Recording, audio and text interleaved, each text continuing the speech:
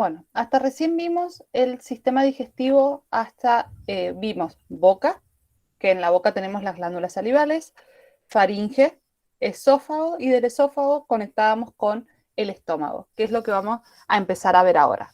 Y luego del estómago vamos a tener los intestinos, el delgado primero y después el grueso.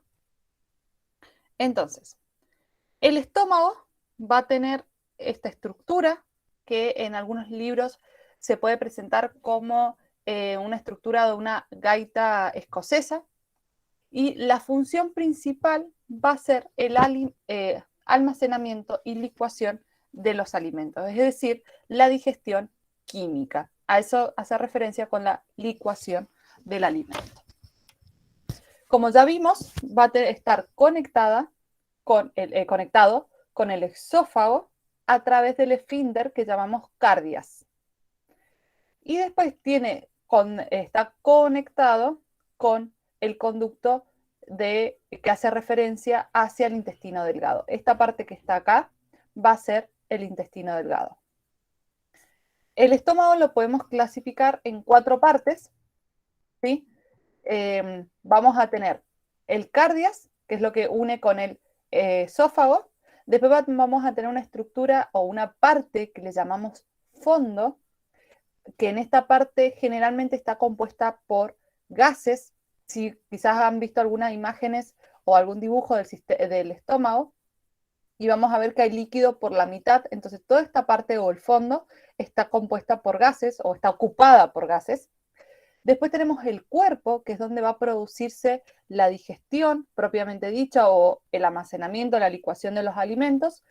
Y la cuarta parte va a ser el conducto pilórico, que es el que une con el intestino delgado.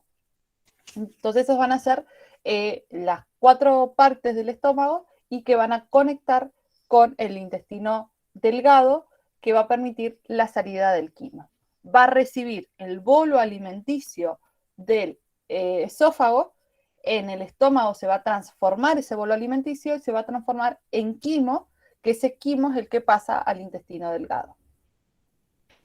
Es una bolsa muscular, ¿sí? Si ustedes se acuerdan cuando vimos la estructura general, que tenía 3 capas musculares, 2 longitudinales internas y externas y una media circular. Va a contener o puede contener entre 2 a 4 litros, dependiendo de que si está distendido o no. Va a estar rodeado en la cavidad abdominal por el peritoneo, que va a ser un tejido conjuntivo cubierto por epitelio y serosa, que sería la capa externa, y va a estar suspendido por los mesenterios. Los mesenterios van a ser tejido que lo que permite es que el estómago esté ubicado o esté en su lugar y se mantenga a través de las conexiones con la pared abdominal. Entonces eso permite que el estómago esté fijo y se mantenga.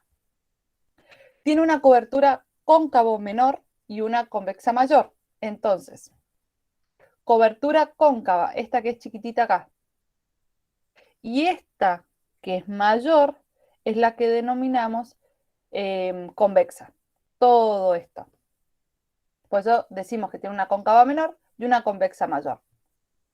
Bueno, acá vimos las zonas, ¿sí? La zona de la cárdica, que es la que está unida con el cardias, la zona pilórica, que está asociada al esfínter pilórico, que es el que va a permitir la salida con el intestino delgado. Generalmente, el estómago, como dijimos que teníamos la zona, la zona no, se me fue el nombre, el fondo, esta parte superior del estómago generalmente está llena de aire, y con líquido, jugo gástrico, alimentos y todo eso, estaría la parte inferior. Toda esta parte inferior es la que estaría con líquidos, con el jugo gástrico y parte de los alimentos en la formación del quimo. Creo que nada más, porque tenemos la unión con el esófago, unión con el intestino delgado. Esa sería la anatomía general. ¿Dudas?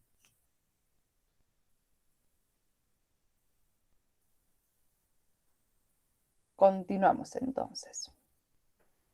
En la parte histológica, o si vemos puntualmente cada uno de los tejidos, va a tener una mucosa gruesa, epitelio cilíndrico simple. Esa mucosa gruesa, una de las funciones es que le permite proteger el tejido del estómago con respecto a los jugos gástricos, que son muy ácidos. Entonces, al ser gruesa, permite proteger esa zona. Vamos a tener una zona con muchas glándulas gástricas, principalmente en la parte inferior de las criptas, y vamos a tener, acá tenemos el estómago. Si yo hago un zoom de esta pared, estas son las cristas, estas estructuras que tenemos acá. En la parte inferior, ¿sí? Vimos que la histología era cilíndrico y cilíndrico simple, ¿sí? Porque está formado por un solo conjunto de células, pero es cilíndrico porque tiene altura, es alto. En la base vamos a tener las glándulas gástricas, que son las que van a liberar sustancias y van a formar el jugo gástrico, que tiene un pH ácido de 1,5 a 2,5.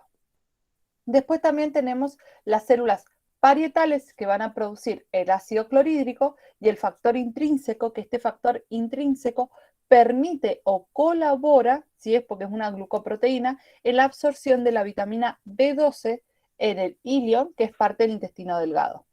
Y las células principales van a producir pepsinógeno, que es un precursor de la enzima pepsina, que va a permitir la digestión de proteínas, la pepsina. Entonces, además de las glándulas y las células principales o las células gástricas, vamos a tener también células secretoras de moco, que va a generar una textura de fluidez que colabora en la digestión en el estómago.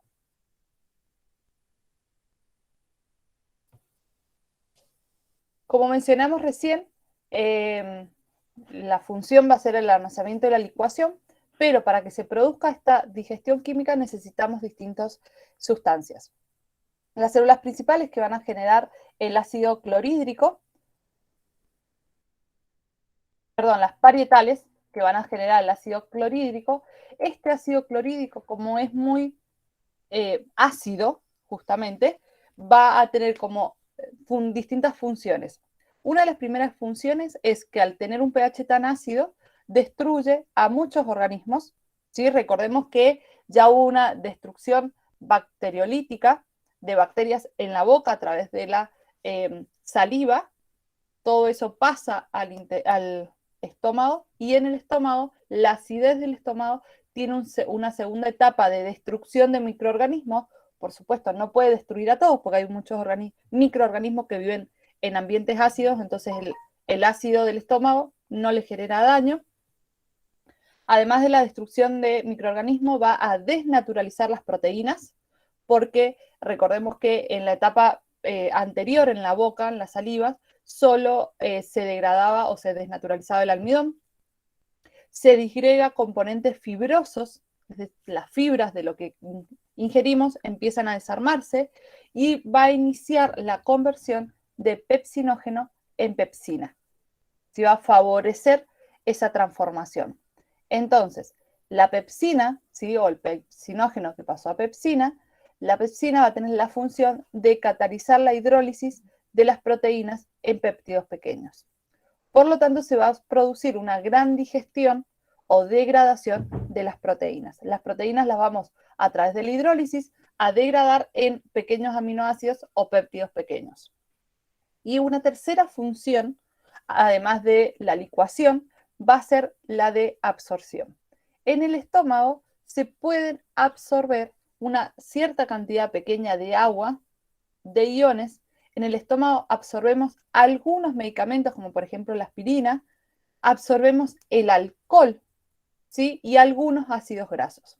Por eso, muchas veces, el alcohol, si nosotros consumimos en el mismo instante alcohol con alimento, el alcohol va a ser absorbido antes que el alimento, porque el alimento, después de todo un proceso, va a llegar a absorberse en el intestino recién. En cambio, el alcohol se absorbe en un órgano previo, entonces el alcohol se va a absorber más rápido que los alimentos. Esa sería la función con respecto a la digestión. Después tenemos una barrera antiácida, es decir, funciones específicas o para qué está esta barrera antiácida. Vamos a tener producidas por las glándulas un moco que va a contener el ion bicarbonato.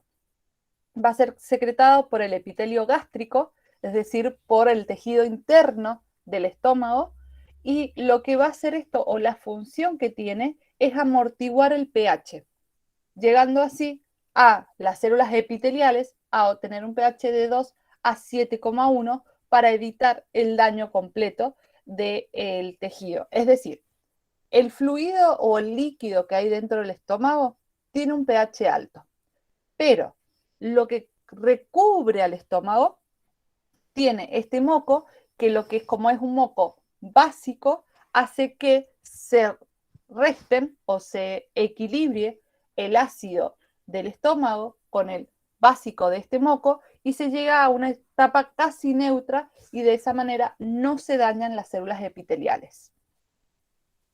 Después tenemos también una capa de fosfolípidos y moléculas con cargas negativas en la cara luminar de las células epiteliales, es decir, en la parte que está en contacto con el alimento, con los jugos gástricos. Y esto va a permitir repeler los protones, porque si absorbo protones me está dando o me va a configurar acidez y yo no necesito más acidez, y retiene también la tasa de difusión, es decir, para que no se intercambien grandes cantidades de protones y de esta manera se mantengan los niveles de acidez y de basicidad. Y después tenemos un flujo sanguíneo local que lo que permite esto es arrastrar los iones que a veces vienen con los alimentos o que se pueden liberar luego de estas combinaciones de la capa fosfolipídica o de las moléculas de carga negativa. Esta concentración de sangre o este vaso sanguíneo, flujo sanguíneo, permite arrastrar o llevarse el exceso de iones y evitamos la concentración. Y al evitar esta concentración, evitamos también el cambio de pH en algunas zonas. ¿Dudas hasta acá? ¿O quieren que reveamos algo?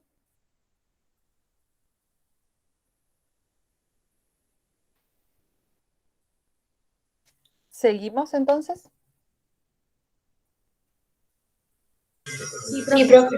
Bien, perfecto, gracias.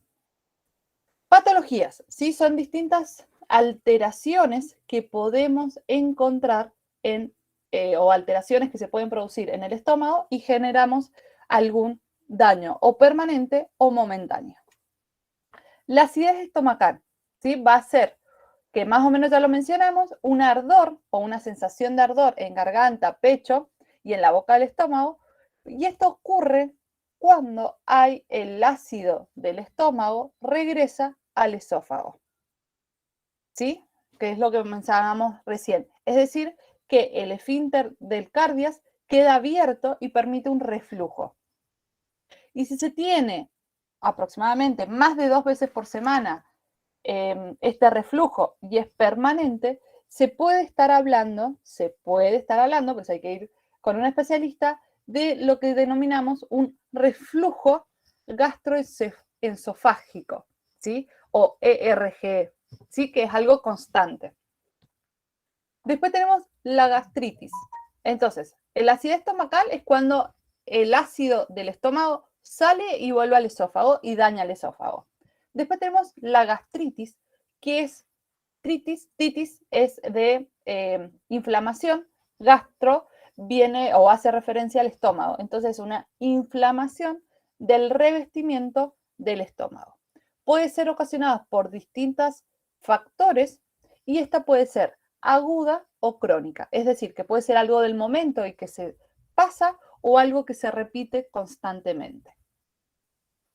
Esto sería en el estómago. Y después tenemos las úlceras gástricas, es decir, volvemos al estómago porque estamos hablando gástrico. En este caso es un daño en el revestimiento del estómago, ¿sí? Entonces, esta mucosa que protege al revestimiento está dañada o ha sido atacada, ¿sí? Tanto dañada por lo que ingiero o por algunas bacterias que pueden producir el consumo de estos mocos o de estas estructuras, y lo que genera es un daño en la pared, y al no tener esta protección, el ácido gástrico o el jugo gástrico puede dañar las paredes del estómago, y como no están aptas para tener contacto con acidez, se empiezan a generar úlceras que serían como anillos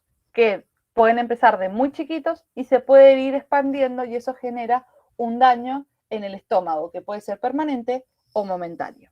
Además de las bacterias de la Helicobacter pylori, también puede estar afectada por factores, o hay factores que aumentan el riesgo de tener úlceras que nosotros mismos nos ocupamos. Como por ejemplo, consumir muchas aspirinas o el uso regular de aspirina, del ibuprofeno, de naproxeno y otros antiinflamatorios esteroides que consumimos permanentemente, pueden generar una debilidad de estas estructuras, y entonces se produce estas úlceras. También el tomar mucho café, el cigarrillo, los tratamientos con radiaciones, las personas que se someten a algunos tratamientos de radiación por X motivos, como por ejemplo podría llegar a ser el cáncer, pueden tener sensibles las paredes del estómago y generarse estas úlceras. ¿Seguimos?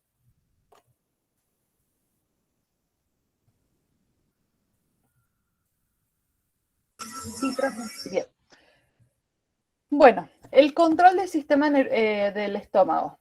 De vuelta participa, ¿sí? Porque recordemos que tenemos toda una capa de músculos, y esos músculos están regulados también por el sistema nervioso.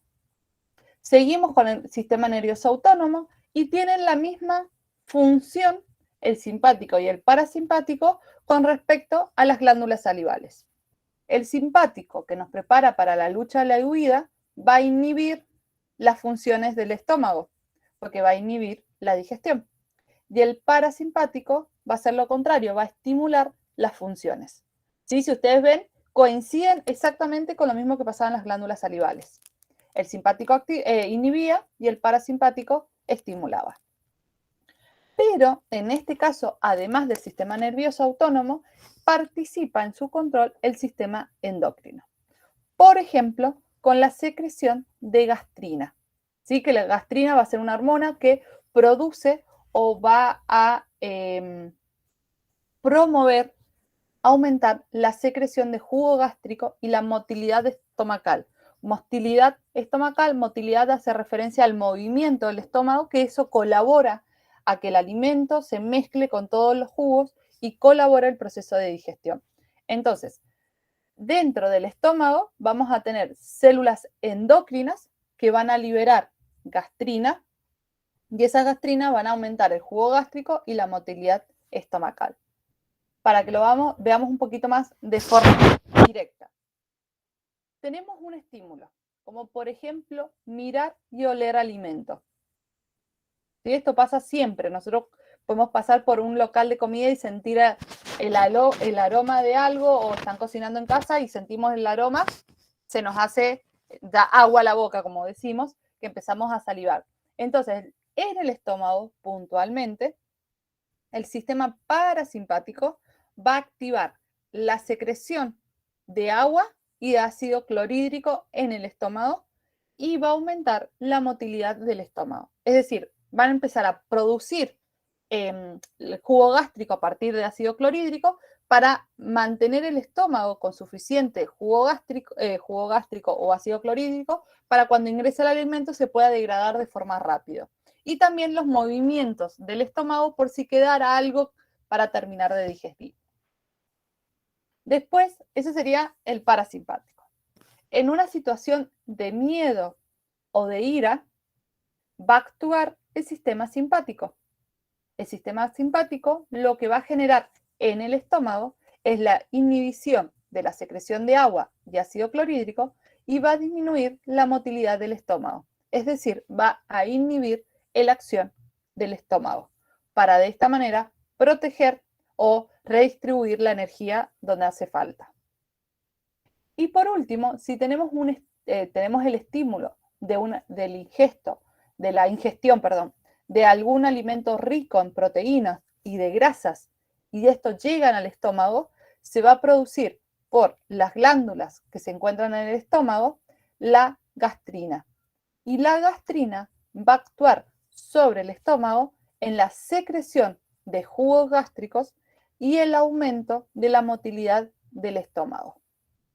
¿Sí? Entonces, esta va a ser una acción autócrina porque las mismas glándulas del estómago va a liberar sustancias que van a actuar sobre las células del estómago. Entonces, acá tenemos un ejemplo de una acción autócrina.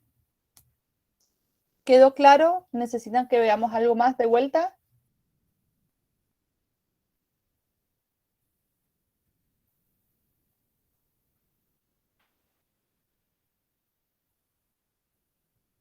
Se entendió, profe. Bien, perfecto, gracias. Entonces, haciendo repaso, boca, faringe, esófago, estómago. Hasta acá hemos llegado. Ahora, del estómago nos vamos al intestino delgado.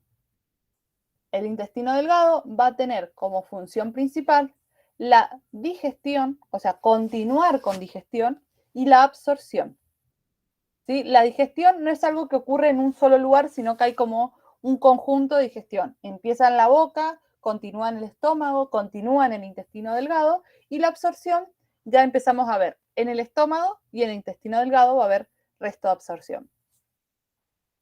El intestino delgado, ¿sí? Es lo que continúa al estómago. Acá tenemos el estómago, acá tenemos el esfínter, el píloro, que une estómago con intestino delgado, y toda esta parte interna es el intestino delgado.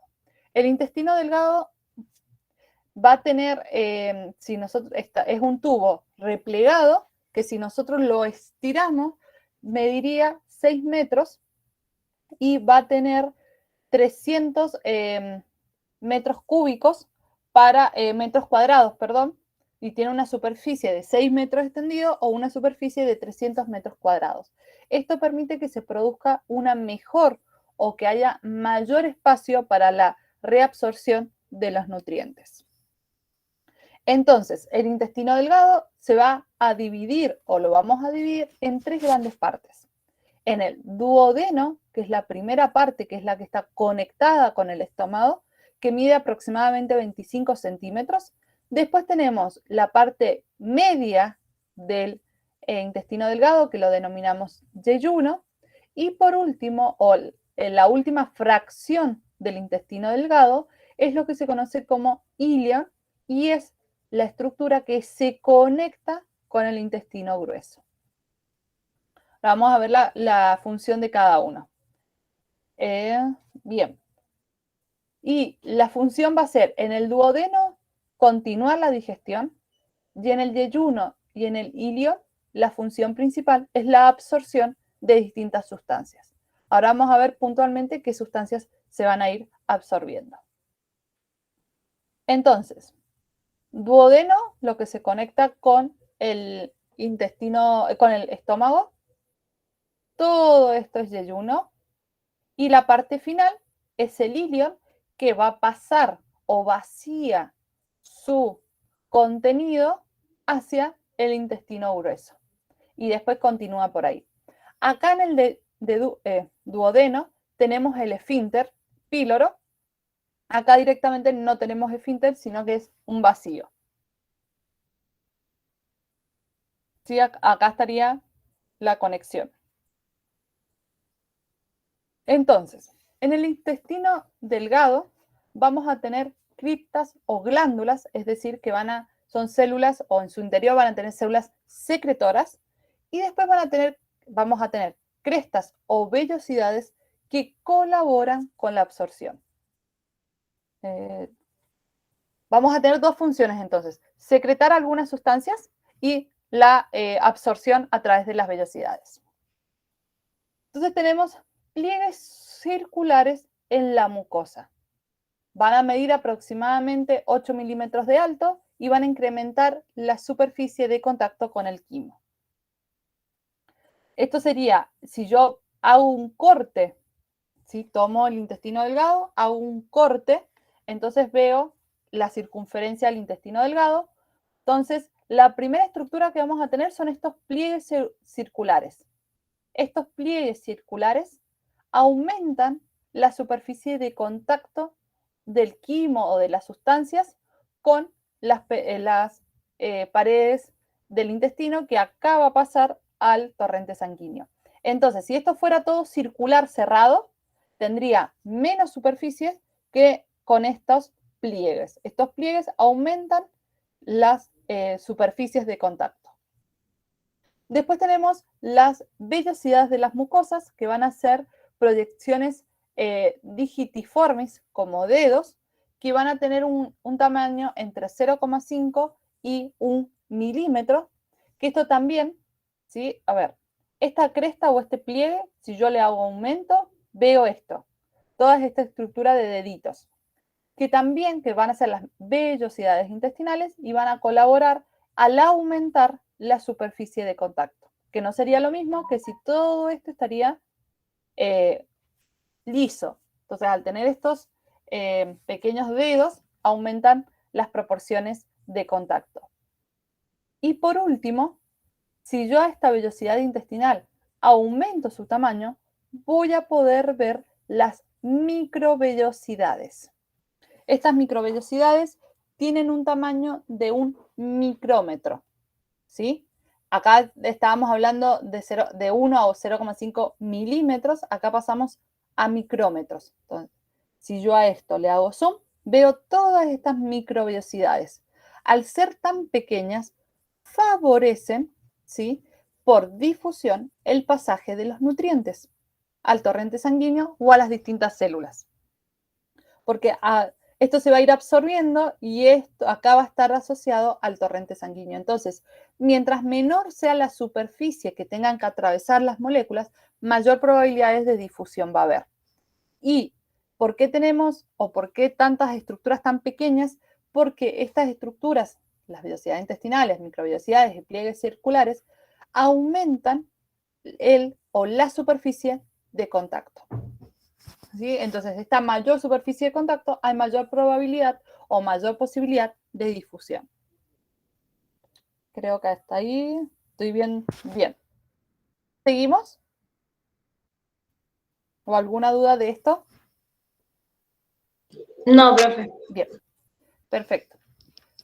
Vamos a la función. Dijimos que era digestión y absorción. Entonces, el intestino por sí mismo, como tiene pequeñas glándulas, va a secretar enzimas y además de las enzimas que pueda producir, que esas enzimas van a formar lo que se llama jugos intestinales, que no son muy conocidos, pero están presentes, además va a recibir las secreciones de las glándulas anexas del hígado, ¿sí?, que del hígado lo va a pasar a la vesícula biliar y de ahí al intestino, y las que produce el páncreas, que las deposita directamente en el intestino. Entonces, todos los jugos que hay en el intestino son de sus glándulas o de las enzimas secretadas por sus glándulas, las del hígado y de la vesícula biliar y las del páncreas. La combinación de todo eso va a generar un pH aproximadamente entre 7 y 8. Ese va a ser, además de que es el pH que tiene, es el pH donde mejor trabaja o es más óptimo su trabajo o el trabajo del intestino delgado. Por eso necesita algunas sustancias básicas, porque el quimo que va a recibir del estómago, y cuando se abre el píloro, además del quimo, va a pasar algo de los jugos gástricos, estos jugos eran ácidos. Entonces va a necesitar una neutralización de ese pH para poder trabajar de forma óptima. Perdón. Entonces, ¿qué va a contener el jugo intestinal en conjunto? Va a tener moco, agua, bicarbonato. Este bicarbonato, como es básico, va a colaborar en la equilibrio de los pHs y las enzimas. Tenemos distintos tipos de enzimas. Un grupo o un gran grupo de enzimas que las llamamos disacaridasas, que la función que tiene es romper o degradar disacáridos en monosacáridos. Entonces, esa sería la función general. De esas tenemos tres tipos, que dependiendo a qué van a degradar es el nombre que reciben. Entonces, las maltasas van a degradar la maltosa en 2-glucosas. Las sacarasas van a degradar la sacarosa en glucosa y fructosa. Y por último, la lactasa va a degradar la lactosa en glucosa y galactosa. Después también tenemos aminopeptidasas que van a liberar el aminoácido terminal de los polipéptidos, es decir, van a atacar a los polipéptidos, van a ir hacia los polipéptidos y van a liberar el aminoácido terminal. Y después tenemos la fosfatasa alcalina que degrada algunos componentes fosfatados. ¿Sí? De nuestra ingestión, algunos alimentos o sustancias que llegan hasta el intestino en forma de fosfatados, vamos a tener fosfatasa alcalina para degradarlos.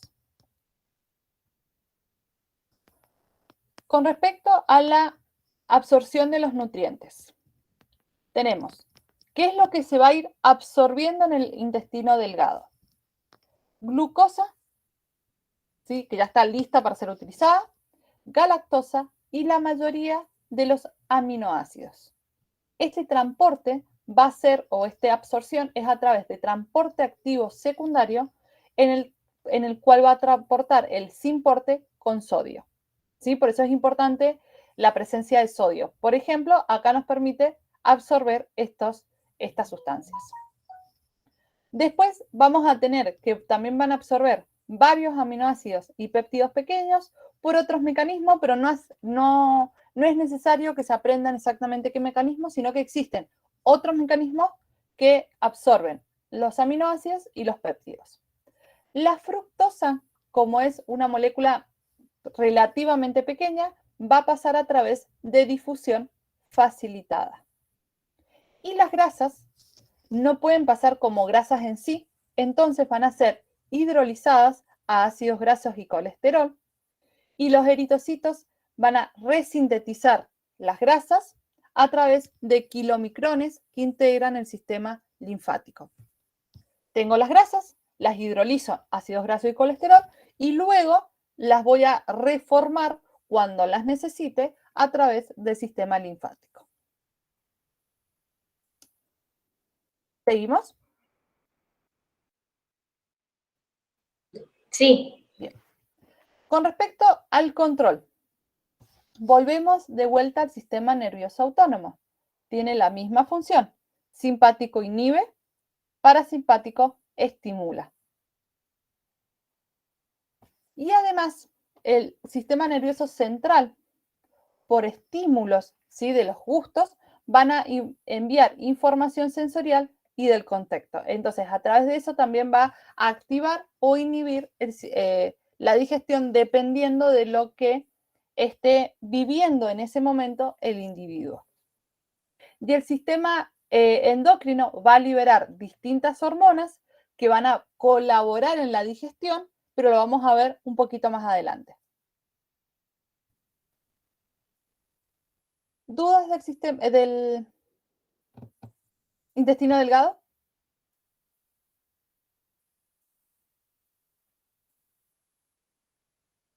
No, profe, de mi parte no. Bien, perfecto.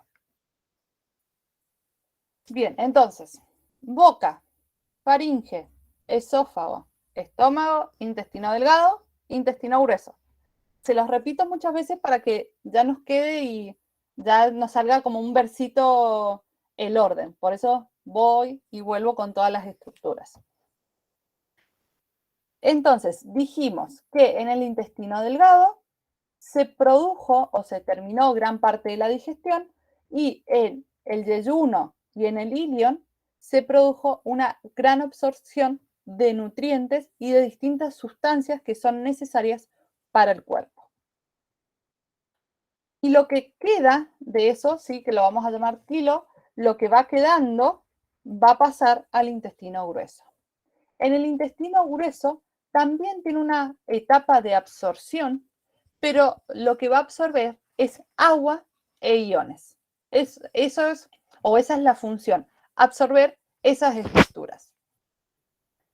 Nosotros acá vamos a tener al intestino delgado y se va a conectar acá con el intestino grueso. Entonces, el intestino grueso también lo podemos tener o nombrar como colon. Entonces, vamos a tener, ¿sí? Siguiendo la lógica del movimiento, el alimento va a estar acá, va a pasar por esta parte, por lo tanto, a esto lo vamos a llamar a la primera porción del intestino grueso colon ascendente, la segunda sección colon transverso, porque va a atravesar de forma horizontal, y por último, va a bajar, entonces vamos a llamarlo colon descendente. Este colon descendente va a desembocar en el recto. El colon ascendente está unido al intestino delgado y el colon descendente termina con la unión con el recto. ¿Sí? Eso sería el intestino grueso, que va a unir el intestino delgado con el intestino grueso. Este intestino, ¿sí?, es mucho más pequeño que el intestino delgado y va a medir aproximadamente 1,5 metros, ¿sí? En conjunto va a medir 1,5 metros si lo estiramos. Lo tenemos bien. Va a tener 4 partes principales. Un ciego que se comunica con el ilio, que es el que se comunica con el intestino delgado. Voy a mostrarles acá que se veía más claro. ¿Qué es esto? Que es una desembocadura del ilio o intestino delgado hacia el intestino grueso. Ahí se va a depositar. Y a su vez también vamos a tener lo que conocemos como apéndice. El intestino grueso en el final va a estar conectado al apéndice.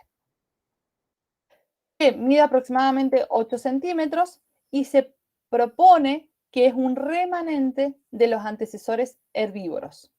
Es decir, que antes tenía una función puntual en la digestión, actualmente como hemos cambiado nuestra dieta y somos omnívoros, no tiene una función en la digestión. Pero sí lo podemos considerar como uno de los sitios donde interaccionan células implicadas en la respuesta inmune. Esta inflamación o la apendicitis, que genera una inflamación del apéndice, va a provocar que limite la irrigación del sistema el intestino grueso. Al inflamarse esto, va a algunos torrentes sanguíneos que llegan hasta el intestino grueso, van a quedar sin irrigación porque la inflamación los aprieta y no permite que llegue la irrigación. Por eso, cuando se inflama, es necesario extraerla por distintos motivos, para que no se siga inflamando, se explote y se contamine todo el interior con los restos o con las púes que puede llegar a tener el apéndice, y también para evitar que se corte el riego sanguíneo hacia el intestino grueso. Después, lo otro que le llamamos colon, que va a ser lo que continúa al ciego este, que sería más claro en esta primera imagen. ¿Sí? Esto va a ser, ¿por qué le llamamos ciego? Porque acá es como una especie de T. Entonces, de un lado está cortado el camino, pero no es que empieza donde está el intestino delgado, sino que queda como un remanente y luego continúa su camino. Entonces, el colon va a estar formado por una parte ciega y va a estar formado, como vimos recién, el ascendente, transversal y descendente. Ascendente, transverso, transversal y descendente. Después vamos a tener el recto y el conducto anal, que va a medir el recto va a medir 20 centímetros y el conducto anal 2 a 3 centímetros, que es la parte terminal del recto. Entonces, conducto colon ascendente, transverso, descendente. De acá pasa al recto, que va a medir aproximadamente 20 centímetros, que es donde se va a acumular la materia fecal, ¿sí? En esta parte del recto. Y luego vamos a tener el canal anal, que va a medir 2 o 3 centímetros, que es lo que permite expulsar hacia el exterior la materia fecal. Y acá, si ustedes llegan a ver ahí en la imagen, tenemos como una parte estriada. Esa parte estriada, ahí hay un esfínter, ¿sí? Que ya hemos visto, tenemos en el esófago, arriba y abajo, en el estómago, arriba y abajo, y ahora este es el quinto esfínter que aparece, que es el esfínter anal, que divide o evita, ¿sí?, la salida de la materia fecal, en este caso, porque va a estar retenida en el recto, entonces al estar esto cerrado, evita que salga la materia fecal. Cuando se abre, es lo que permite que salga. La función puntual, como ya mencionamos recién, va a ser la absorción de agua y de iones. Esa absorción de agua va a depender también en las situaciones en las que se encuentra el cuerpo. Si el cuerpo se encuentra en buenas condiciones de agua y de iones, va a ir absorbiendo las cantidades que necesita. Si el cuerpo se encuentra en situaciones de estrés hídrico o de poca hidratación, va a absorber al máximo la cantidad de agua. Y si el cuerpo se encuentra en un estadio de exceso de agua, va a absorber muy poco contenido de agua y va a permitir que se elimine gran parte a través de la materia fecal. Y además, en el intestino grueso, vamos a tener que en esa parte del intestino grueso donde se va a formar la materia fecal, vamos a tener alojadas una gran población de bacterias simbióticas. Es decir, son bacterias que al ser simbiosis nos estamos beneficiando mutuamente. Las bacterias nos ayudan a nosotros, nosotros ayudamos a las bacterias. No sería algo negativo, sino que en este caso sería una interacción con las bacterias de forma positiva. ¿Qué es lo que van a hacer? Van a degradar las sustancias alimentarias que escaparon de la digestión, o sea, de las que yo no pude hacerlas, y a su vez de la absorción en el intestino delgado, y lo van a utilizar estas bacterias para la formación de la materia prima a la sintetización de aminoácidos y vitaminas que nosotros no podemos sintetizar.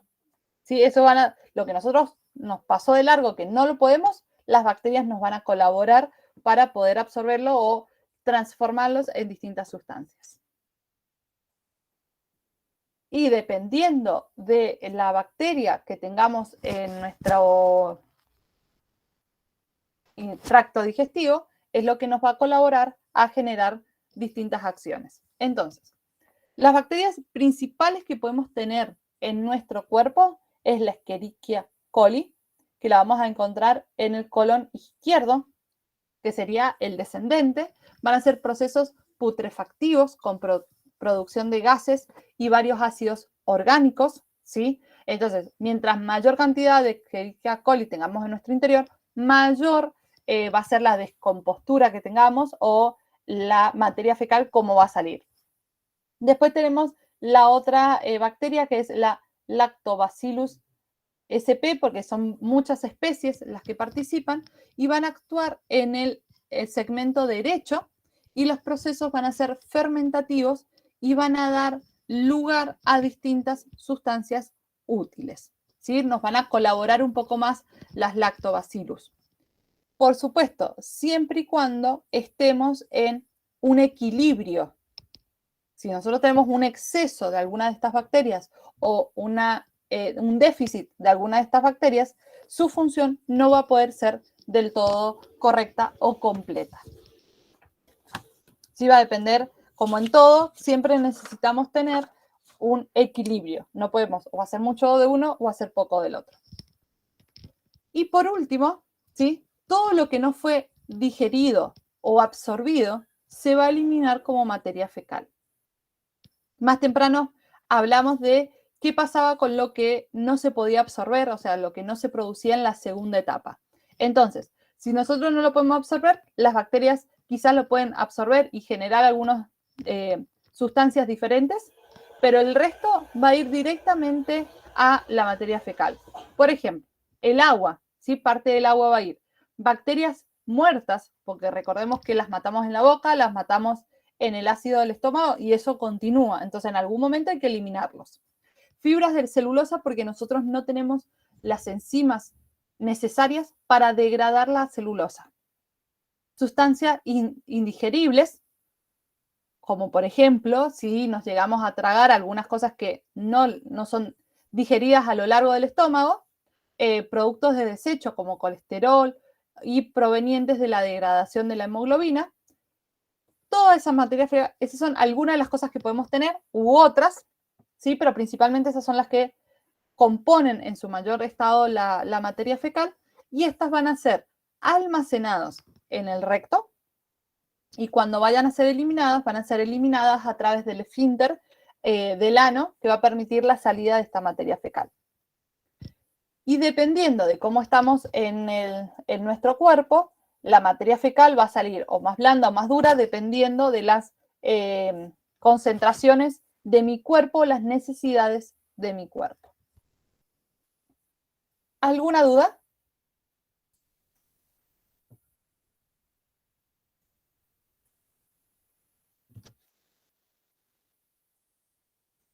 De mi parte no, profe. No.